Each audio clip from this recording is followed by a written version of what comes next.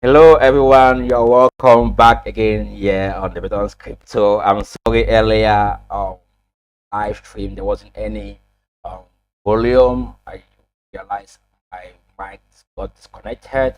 That wasn't good. But I think right now the mic should be good, it should be okay for us to do this as soon as possible. I'm just gonna go straight away to what I was saying about Bitcoin. So this is a chart of Bitcoin. Someone asked whether Bitcoin can go right down to 80k. The answer is yes. There's high chances that Bitcoin can go right down to 80k. Because we are already here. I think the undoubted, or the let me say the target for now should be 85k, right? And we can go right down to 84k, and also we can, if say we get to 45k, then we can see whether there is not enough buying power to push price back to the upside. But I think in between 80 85 k, we're gonna be getting a bounce from there, and this is gonna cause so many altcoins to bleed as well, but not as bad as Bitcoin. I think Bitcoin looks more bad than altcoins. I'm going to explain to you guys why I think so. But if we look at the weekly time frame, I've mentioned this in a couple of my videos that we have liquidity here, and this liquidity haven't yet been eaten by the market makers, and because they have a model that they always go to hunt liquidity, they are going to come for this liquidity. I've been talking about this for a long time now, calling this that they can bring price there, and most of you didn't believe me, but now you're seeing that this is a possibility. They can bring price down here, and what we don't want to see as well, we don't want to see this weekly candle close below the alpha trend. But as it stands, price has broken structure. Market structure is broken on the weekly time frame and on the daily time frame. So we can expect now, if say we see this candle close like this, this weekly candle, if it close the way it is, like if it close below the alpha trend, then that's not a good sign for altcoins and also Bitcoin. But the good thing is we are still above the 50-day moving average on the weekly time frame. So if we drop down to the daily time frame, we can see that we are below the 50 EMA. We need to cross the 50 EMA on the daily time frame in order to be bullish again. That's why you see price was rejecting here on the 50 EMA multiple times, and it was below the alpha trend. So if say you have the alpha trend, you'd have known that this would have been a danger zone that they can easily bring price right down to 80k. Then you know how to position yourself with your altcoin. So it's important you are always looking at what the market can do, so you protect yourself for what some altcoins out there, what they can do. The market is always like that. Bitcoin always gives the signal, and after Bitcoin gives the signal, altcoins are going to follow. Even when the altcoins are good, your altcoins could be so good, so nice, but because Bitcoin is not doing so well, Bitcoin is going to bleed to your altcoin. Now, talking about some top coins that I want us to look at this point in time, I'll say my number one coin is Solana. Okay, I know there is thought out there about Solana that it might drop to this price point or that price point. They are saying Solana, like, enough is enough for Solana. But I think what is going on with Solana is simply the fact that like most people have been saying, that there's this unlock coming around 1st March, and that's the reason why you see people are trying to, or investors, big players who are investing in Solana, are trying to hedge against the inflation which is coming. So when they unlock more tokens, they're gonna dump it in the market, and this is going to cause inflation. So they are trying to hedge right now before they dump the coin in the market. So this is something I think is the reason why Solana is dropping, and we are still around a good zone for Solana on the daily time frame. Price is going to go towards this $124 or $120 price point. Let's say, give or take, well, from 115 upward, we should be looking at a buy. But I'm already in Solana. I bought some Solana already. Why? Because I think Solana still has a long way to go to the upside.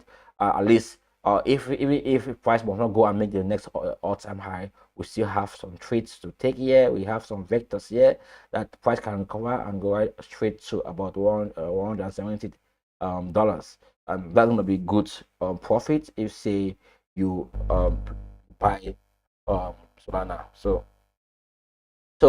that's one of the coins that I'm looking at this point in time. Of course, I'm looking at bread also, bread meme coin. This is one of the biggest meme coin on the base network, and history has taught me something about crypto, in the sense that this coin is one of the coins that move alongside Bitcoin, and it's directly tied to Ethereum.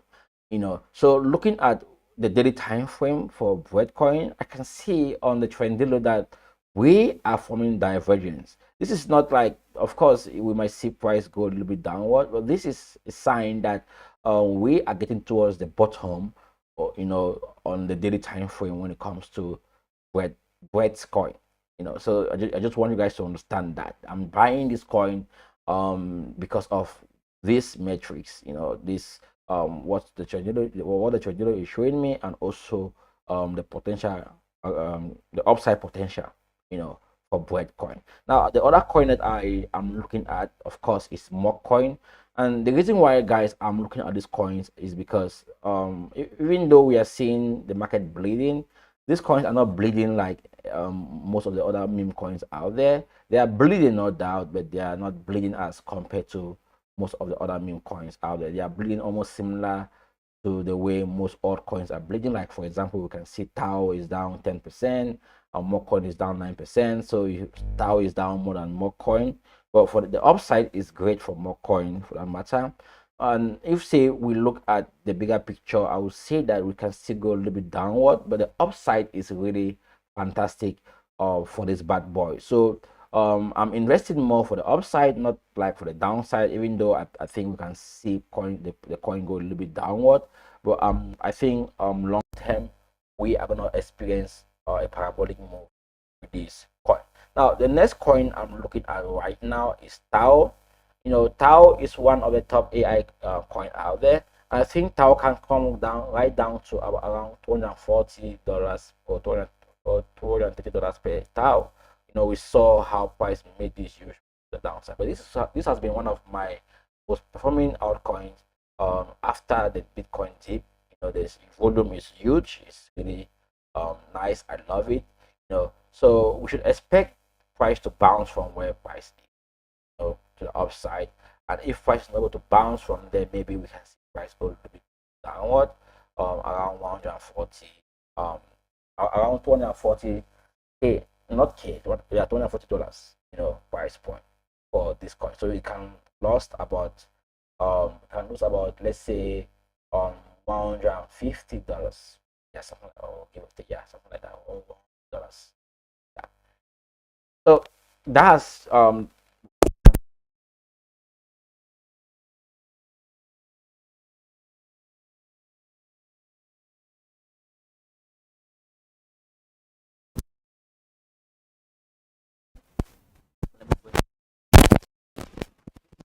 this is an AI coin as well on the base network, and you can see how it made a huge move when the market was doing well, and also now is making this downward move. So if the market recovers, this is going to be one of the coins that's going to recover like with the market significantly.